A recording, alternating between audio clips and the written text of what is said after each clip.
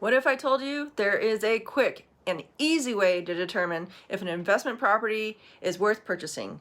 One that is a time-tested and proven method that works in any market. It's called the gross rent multiplier formula. Interested? Well, you're in the right place then, because in this video, we cover the GRM formula and more. Oh, and be sure to stick around till the end. We'll tell you how you can get a free downloadable calculator so you can start crunching numbers yourself.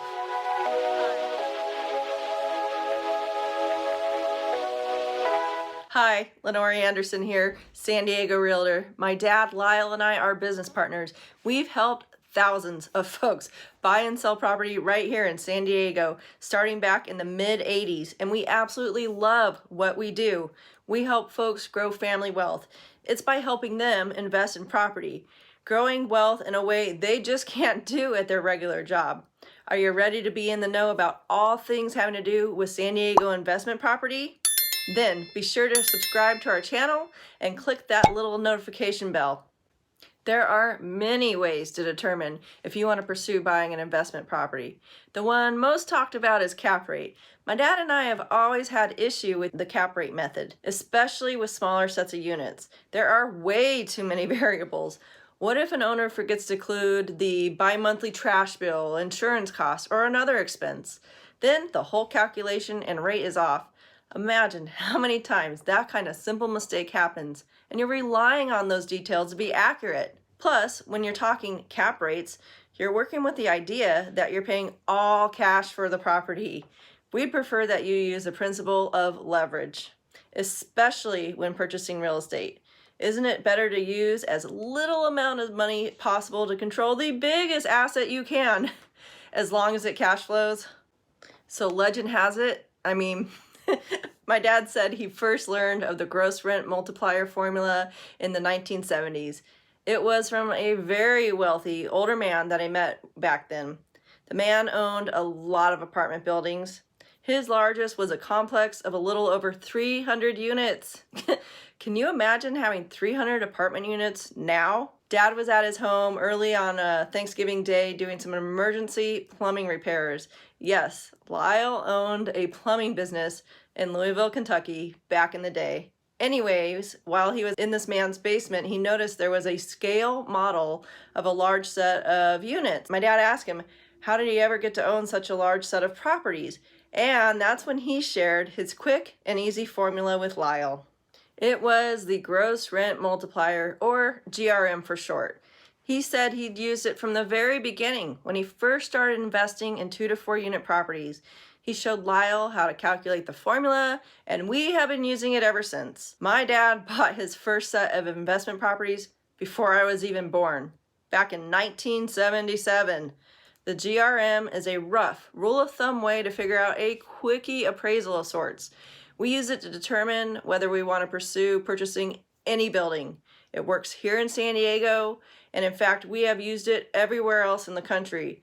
If we notice a building's asking price and current rents are at or below the average GRM for that area, then that property gets our attention and it should have yours too.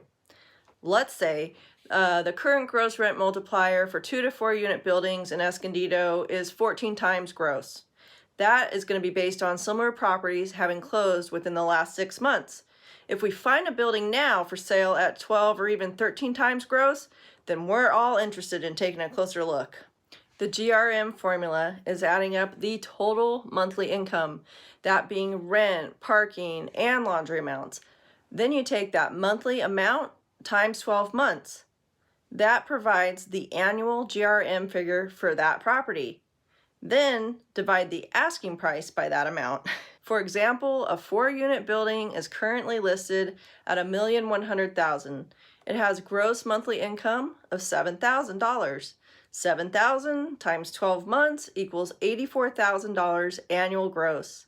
Divide the list price of $1,100,000 by 84,000 and you get a GRM of 13.09. That building gets a closer look. Remember, the average close rate is 14 GRM for that area. Now always look and consider all the other factors: location, age, mechanicals, condition, bed and bath count, and any updates.